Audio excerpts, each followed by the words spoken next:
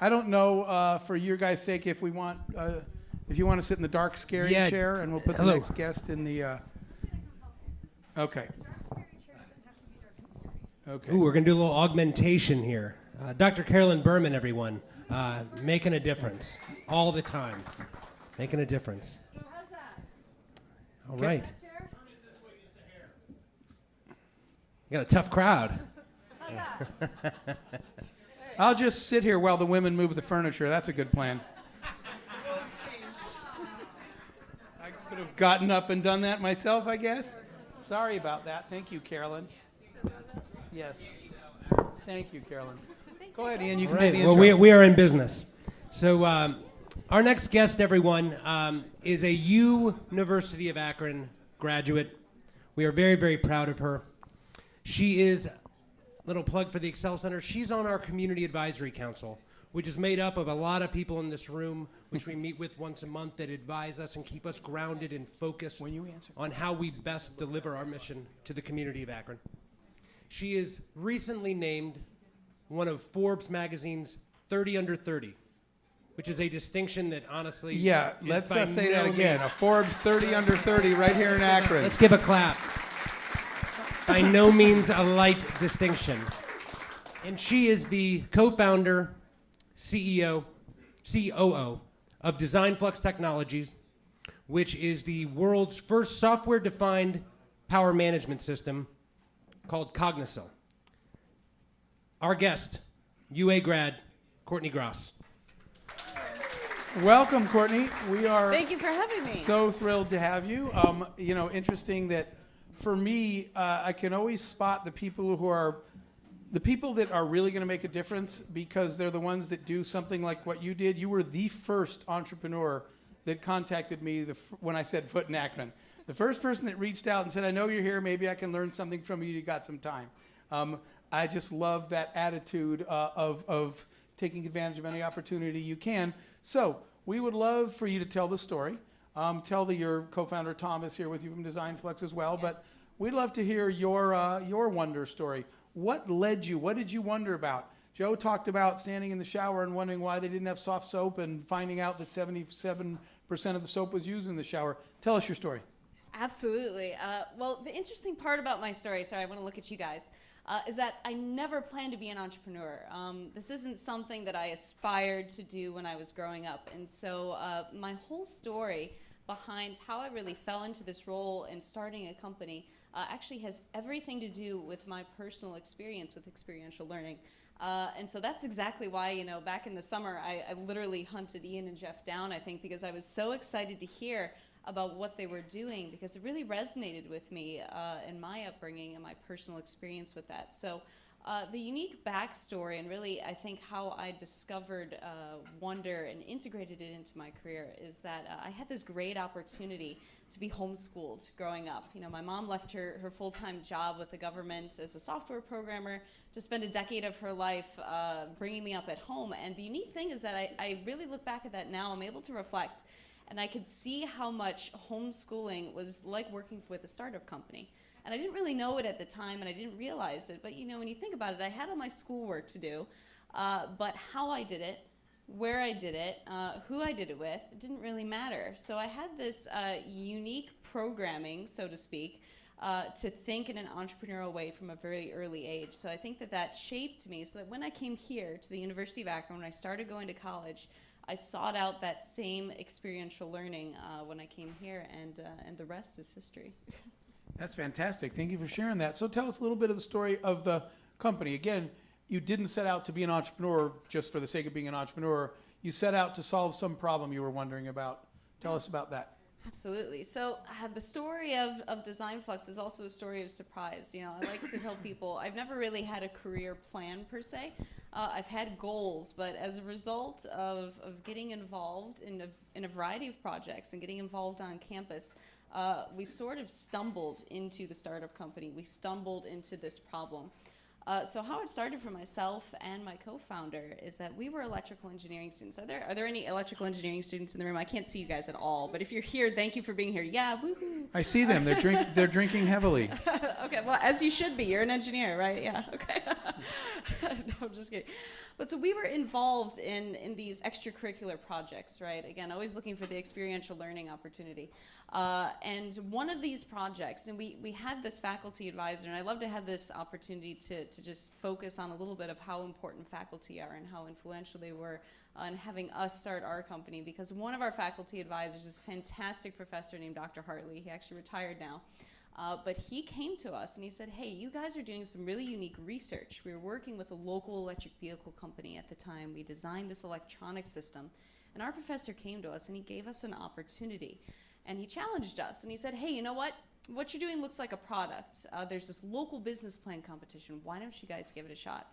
And we looked at him and we said, well, you're crazy, right? You know, we're electrical engineers. We don't know a thing about business. We don't even know what a business plan is, let alone to enter a business plan competition. But yeah, again, kind of going back to my upbringing and how I thought about risk and how I thought about opportunity. We said, you know, what's the worst that could happen? You know, if we go after this business competition, what are they going to turn us down? But you know, we're certainly not going to get hurt. We're not going to die. You know, we're not going to fail all of our classes. So we went for it. And that one spark is what got us started in pursuing the company. We ended up becoming finalists in this business plan competition. And as a result of that one professor encouraging us to think outside the box and to do something different, we built a company. We now employ 3 students from the University of Akron, they're absolutely wonderful, working with us. We've grown the company. We spun the company out of the university, and we're now located in the Akron Global Business Accelerator, which is exciting for us. We're working on a pilot project here in Akron. We're working with an international electric vehicle OEM that's funding some of our product development. And again, all this came from this really small opportunity and a faculty advisor that helped push us in the right direction to get started. So you just never know. Never planned. That's an amazing Thank story. you, faculty. Yeah. By the way, if you have a daughter, we have a role model. Yes. This is what Akron produces. This is absolutely amazing. Trust me, I speak to entrepreneurs all over the planet. I, in fact, gave the talk on global entrepreneurship at the United Nations on Monday. I would put our talent against any talent in the world. Thank you for doing what you do.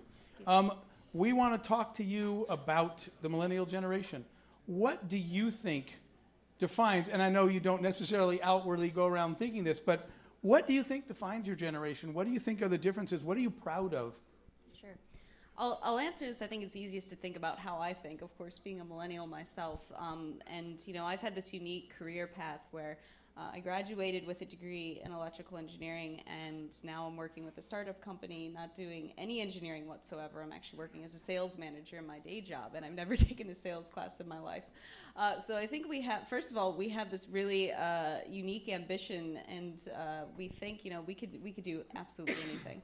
Sort of the sky is the limit. And of course, you know, I did, you know, they say, I think the average for millennials to spend at any given job now is 2 years. And that's true for me. You know, I worked for 2 years at NASA, and then I left to pursue a job somewhere else. But I think that we have, again, because of sort of the availability of information, the availability of new, unique opportunities, such as the EXL Center, so you could get different experiences while you're in college.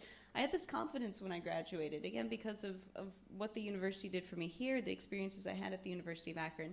I had this confidence that I could go out and I could switch jobs after 2 years. You know, I like to think of it in that, you know, your degree is sort of your golden ticket. It's a way for you to get your foot in the door at an organization, but then beyond that, you could learn just about anything. You know, so I was able to exercise that, and I think, you know, our generation has this new level of confidence, and we see ourselves in different roles, and we go after it. We're ambitious, and again, a lot of it has to do with the changing environment and education. I think that's incredibly important.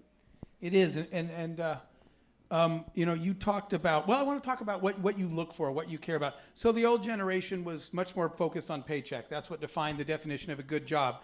I will tell you, and we had this conversation with Marilyn and the city council recently, that's not the first question this generation asks. Their first question, like old generations, is not how much am I getting paid and what's my title. They actually ask things like, are there music venues in Akron? What is the nightlife like? What is the social scene? What are the civic activities? Talk about your values and what matters to you. What defines success to your generation because it's different than previous generations. Absolutely. Again, speaking for myself, I think every millennial, and for me personally, what I was looking for when I switched jobs was an ability to be a main contributor, to feel that the work I was doing was worthwhile, that I was making an impact within the organization. That was much more important to me than a paycheck or than having a certain title within an organization. And so, I left a very comfortable government job with great benefits and all this job security and great retirement plan. And I left to go work for a company specifically because it was better aligned with my personal skill sets. I wanted to be excited about the work that I was doing. I wanted to feel like I was good at my job, and I wanted to feel like I was respected at my job and that I was making a difference within the organization. So that was a big factor. When I was out there looking for jobs, I was looking for a place where I could not only exercise my skill sets and create value within the organization, but also have a job that sort of fit my upbringing, right? Again, because I was homeschooled, I was very antsy sitting in a 9-to-5 job. So I also looked for a job that offered me flexibility. And I think that a lot of millennials now are also looking for these opportunities to do co-working, to do teleworking. I work from home most of the time at my current job, and I absolutely love that, and I can be very, very productive that way. And so I think that's another trend as well. Not only are millennials looking for significance at their job, but they're looking for trust from their employers, and they're looking for these opportunities where they could be trusted to be effective in their positions. So talk about, for those of you in the room who are employers, corporations, if they want to hire you, things like, talk about what are the most important elements. When you're in an interview, what are you listening for? For example, like I said, I've been a CEO my whole life, and I've hired thousands of people, and I watched the change to people that don't even ask me about the job description. They ask me about our corporate citizenship. Do you guys do anything in the community around you? Do you contribute? Talk about the values, the things you want to hear from us, your generation, from today's employers, to make you say, that's a company I want to work for. That's a good one. Just a few things off the top of my head that I'm thinking of. One of the things is treating people like they're humans. I think that building relationships is a really big part of the millennial generation. We're much more interpersonal, and that's something that I see a lot with sales now, and how the role of the salesperson has changed a lot to more of a relationship management role. So I think as millennials, we're looking for an employer. In that job interview, don't just go down a list and ask me a bunch of questions. Have a conversation with me. Maybe ask me what my pastimes are. What do I care about? What am I passionate about? And then beyond that, having an open-mindedness. For instance, traditional performance reviews, right? There's so many new research coming out about what works and what doesn't work in the workplace. So if I were to go and interview for a company, I'd be looking for a certain open-mindedness where this employer would be open to listening to my ideas or listening to new ideas, adopting them as they can, of course, to the extent that they can within the organization. So an open-mindedness and treating people like people, I think that's something that would be important to me. Excellent. You hit on traditional reviews. I remember even for me, before your generation, I remember the employer gave me a review that said, tell us what you're good at and how it benefits the company. So that was obvious. That's what I do here. But then they said, list 2 things you're really bad at and what's your plan this year to improve them. And I remember thinking, what a complete waste of time. In fact, you know what I wrote? I wrote ballet and synchronized swimming. Yes, I got in trouble. Those are 2 things I'm bad at that I suppose I could take classes. The focus really wasn't on me and my contribution, like you said, and your value. Let's flip it around a little bit. Now we want to sell to your generation. And as you guys know, one of the subtleties of selling to the millennial generation is the last thing in the world you can do is sell anything to them. They will not be sold. They will buy. So what is the subtle shift? We have to empower her to make a good buying decision, and that's different than selling to her. She doesn't buy from us anymore. She buys from her social network and her reviews and another whole thing. So talk about how it's different selling to your generation than previous generations. We're making you work for this tonight. I hope you got some free food, or we'll get you a drink or something. You know what else I love? I love the fact that there's nothing I can ask her that I'm not confident she can answer. That's pretty cool. Except for this one. No, I'm just kidding. Again, thinking about how I make buying decisions, I don't know if I have a fantastic answer for this, but yes, I think if you're looking at, some of the leading new startup companies and how they're integrating feedback. So again, I look at reviews all the time. I will not purchase something online, whether it's Amazon or anything, without doing a thorough skim of the reviews and what people say. And so now even, we see online clothing stores that are allowing shoppers to post pictures in the reviews, so you can see what you look like with the clothes on. Again, particularly speaking for women, I think this is really important. But having videos and social media integrated into the product description, so you could look at, maybe an instructional video. It's much more multimedia. So if I were to go to a website and look at a product and, well, here's a product, there's no reviews or there's nothing with it, or versus another website, there's a product, there's all these videos, there's lots of people commenting. I think I've bought a lot of stuff. I hate to admit it, but I've bought a lot based on seeing things show up on my Twitter feed. Which is horrible, and I'm embarrassed to admit it, but it's true and it works. So using social media, it works. Yeah. So tell us about the communities in the room. What do we, and you now as a founder and are you guys co-CEOs? Is that how you, I don't know how you and. For DesignFlux? Yes. Oh, we're co-founders, so I am COO and Tom Okay, is CTO. so in any case, as a leader, you now have to recruit talent. You need to find more Courtneys and more Toms to come join you. The communities in the room, what do you guys want? What does this community have to do? We want you to stay. We're thrilled that we have you in this community. We want to keep people like you, and we want to attract more people like you to this community. What does the community have to provide you? What do you care about in our community that'll make you say, I'm building my company in Akron and I'm bringing talent here and I'm staying here? Sure. There's probably a billion answers to that. And I want to keep looking at you when I'm answering, so I'm sorry, No, audience. talk to It's them. not that I don't care about you. Just really, it's unnatural. There's probably a billion different answers that I could have for this. There's some basic things, right? Of course, the fundamentals is funding. The funding environment in Northeast Ohio is tough right now for startups, and so there's no denying that, so I have to mention it.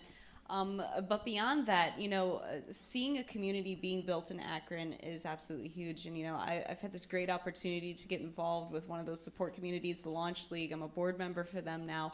And they're one of those sort of boots on the ground organizations that's working to build a family of entrepreneurs in Akron, which is something that we haven't seen up until recent years. Myself and my co-founder, we felt like we were the only people starting a company in Akron until recently. So making it feel like we're a family and building that support network is an important part of that. And then there's other basics, like we want to live close to our startup company, downtown housing, restaurants, shopping. There's a ton of opportunity here, but there's also a ton of work to do. And then again, going back to the university and the importance of the EXL Center, the 3 students that we've hired are students that have been actively engaged in college projects. So we hire students based on what we did, because we knew the students that are engaged in experiential learning by choice, by their own choice, are the type of students we want to hire. We want to hire the students with the drive and the passion, the students that are engaged, involved in hands-on projects on their own will. So, continuing to educate and building an environment where the students have an opportunity to get hands-on training, those are the type of students we want to hire, and that's what we want to see coming out of the university. Excellent.